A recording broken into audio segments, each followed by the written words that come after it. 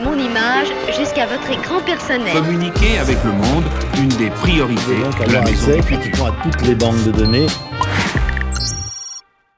Je m'appelle Rosemarie Farinella, j'ai été journaliste puis professeure des écoles pendant 27 ans. Je suis ici aujourd'hui à la Cité des Sciences et de l'Industrie pour discuter avec Virginie Bagneux, une enseignante-chercheuse spécialisée en psychologie sociale à l'Université de Caen. Nous allons échanger sur les liens que l'on peut établir entre l'esprit critique et la confiance.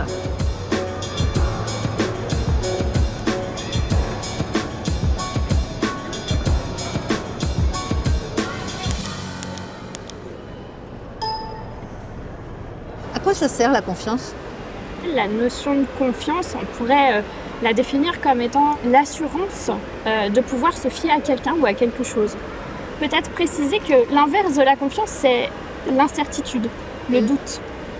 Et donc, le fait de faire confiance, ça veut dire qu'on peut se fier à ce qu'on nous dit, à ce qu'on lit. Et ça veut dire qu'on est en moyen de s'adapter à l'environnement, de prendre une décision qui va être pertinente. Je vais vous montrer une vidéo dans laquelle on voit des élèves en train de réagir à des publicités. Suffit-il de quelques spots pour influencer les habitudes alimentaires des enfants ?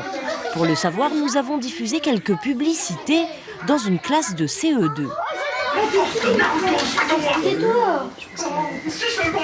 Comment se passe? On va faire des céréales à Stella. Regardez, la plaque de chocolat. J'en vois les rayons gaulois. Est-ce que parfois, parce que tu as vu un gâteau à la publicité, tu demandes à ta maman de l'acheter? Ça t'arrive, ça? Oui. Souvent? Oui. Ben, cet extrait illustre des choses qu'on connaît bien en psychosocial. C'est l'exploitation du sentiment de familiarité. Et là, c'est très clairement le marketing qui utilise cette connaissance-là à des fins mercantiles. Et alors, ne pensez-vous pas que le recours aux influenceurs est une stratégie encore plus efficace que par le passé pour toucher les jeunes ? Quand on regarde une vidéo sur son téléphone de son influenceur préféré en train de nous donner des conseils, on peut avoir l'illusion d'être en tête-à-tête avec un ami en qui on a confiance. C'est troublant, non ? C'est diablement efficace puisque ça exploite cette idée qu'on a une relation privilégiée avec notre interlocuteur et en l'occurrence ici l'influenceur s'adresse à nous parce qu'on est tout seul devant notre écran. Hello la team, ceci est un concours pour remporter mon nouveau programme, le Summer Body 2023. Pour commencer cette pause plaisir en beauté, j'ai pris du en boisson les amis. Je vais pouvoir vous montrer c'est quoi un vrai goûter. Aujourd'hui, votre COPS monte les marches du Festival de Cannes avec la marque. Un moyen de se prémunir contre ça, c'est d'organiser, de s'assurer d'un dialogue avec l'élève, de ne pas laisser un enfant seul, surtout s'il est très, très jeune, face à ce type de matériel, et questionner en fait l'objectif de ce type de support. L'influenceur, il est là pour quoi en fait? Il est là pour toi, il est là pour lui, pour gagner de l'argent, pour vendre une marque. Selon vous, quand on s'abonne à un influenceur, est-ce que ça signifie que l'on a une certaine confiance en lui, c'est-à-dire qu'on croit un minimum en ce qu'il dit? C'est une bonne question. Un jeune va vous dire je regarde telle chaîne parce que ça me fait marrer, mais bien sûr je n'adhère pas du tout aux idées de cet influenceur. Est-ce qu'il y a danger? D'après ce qu'on sait de notre fonctionnement de pensée, même les choses auxquelles on n'adhère pas, comme on les entend, comme on les écoute, comme on les traite, comme on va échanger dessus avec nos camarades, même pour rigoler, ça va rentrer dans notre système de pensée.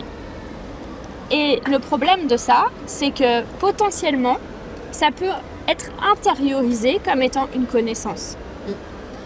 Qu'on réactive systématiquement avec l'étiquette « c'est un mensonge » ou « ce n'est pas vrai » ou « il ne faut pas le prendre au premier degré », mais avec le temps, avec la familiarité. Et la répétition aussi. La répétition. Eh ben, on finit par oublier de réactiver l'étiquette « cette information n'est pas vraie » et Le risque, c'est que du coup, ils ne perdurent que cette information toute seule et qu'ils participent plus ou moins consciemment à la représentation du monde de l'individu et à ses décisions. Et c'est là en fait que le problème réside. Je vais vous montrer sur ce carnet quelques remarques d'élèves que j'ai entendues dans mon atelier d'éducation aux médias et à l'information. Comment je peux être sûre de ne pas me tromper ?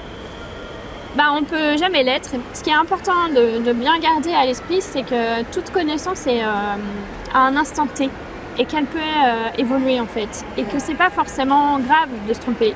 Ce qui est grave, c'est de pas considérer qu'on peut se tromper. Si tout le monde en parle, c'est que ça doit être vrai. Ça, c'est intéressant comme phrase parce qu'effectivement, on est face à un appel à la popularité, un appel à la majorité. Les enfants, dans leur plus jeune âge, pensent comme ça. Si les adultes marchent tous dans le même sens, c'est qu'il faut marcher tous dans le même sens. Je trouve ça bête. Quoi, les filles? Non, la mixité. J'aime pas la mixité, non, parce que ça perturbe les classes. Je trouve ça pas bien parce que je trouve que c'est la pagaille. Pour autant, il est déjà arrivé dans l'histoire, par exemple, qu'une majorité se trompe et finisse par élire la mauvaise personne. Mais ce qui est important à dire à l'élève qui pense ça, c'est la question est pourquoi tout le monde pense ça ? Et si on arrive à comprendre le pourquoi, alors on peut savoir si tout le monde a vrai ou si tout le monde se trompe. Est-ce que l'esprit critique, c'est une forme de défiance ? Si on se place du côté de l'autorité légitime, de l'enseignant, on peut effectivement considérer ça comme ça.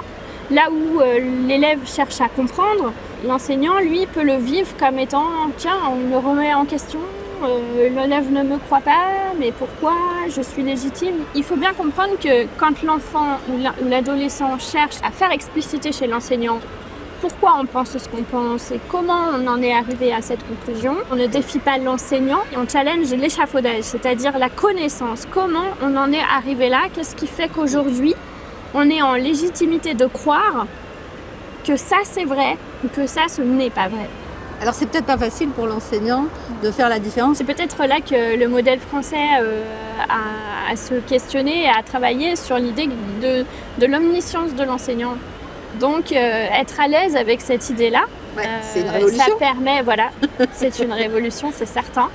Et surtout, ça permet le dialogue parce que établir une alliance pédagogique, c'est ça, c'est établir le consensus comme quoi on va travailler ensemble et pas un qui va tirer l'autre ou un qui va motiver l'autre. Non, c'est une vraie coopération. En classe, les élèves travaillent de façon autonome et responsable. Pour que chacun ait sa place, il faut que le cadre soit strict. Sinon, on se retrouve avec une hiérarchie. Chose dont on veut se débarrasser au départ dans une classe coopérative, c'est la hiérarchie. Ceux qui sont gentils, ceux qui sont pas gentils, ceux qui ont le droit de faire des choses, ceux qui n'ont pas le droit de faire des choses. Il faut que dans cette classe, tout le monde ait les mêmes droits. À votre avis, est-il indispensable de nouer une relation de confiance avec les élèves? Au départ, c'est facilité par le fait qu'il y a une légitimité institutionnelle. Mais le but, c'est quoi? C'est qu'ils vous fassent confiance? Je ne suis pas sûre. Je pense qu'en tant qu'enseignant, notre but, avant tout, c'est de leur permettre de réfléchir par eux-mêmes. Et donc d'être capable, tout seul, d'évaluer une information et son contenu. Et ensuite, de savoir calibrer sa confiance en cette information. Nous, on n'est que le vecteur de ça. Et je pense que notre enjeu en tant qu'enseignant, je suis enseignante aussi, c'est pas qu'ils nous aiment, c'est pas qu'on soit un modèle, même si c'est très rassurant, c'est très valorisant, on est d'accord, on est tous sensibles à ça, mais notre objectif, c'est avec eux, c'est de leur permettre l'apprentissage et leur épanouissement personnel. Eh bien, je vous remercie beaucoup, Virginie, pour le temps que vous nous avez accordé et pour cette discussion très riche. Merci.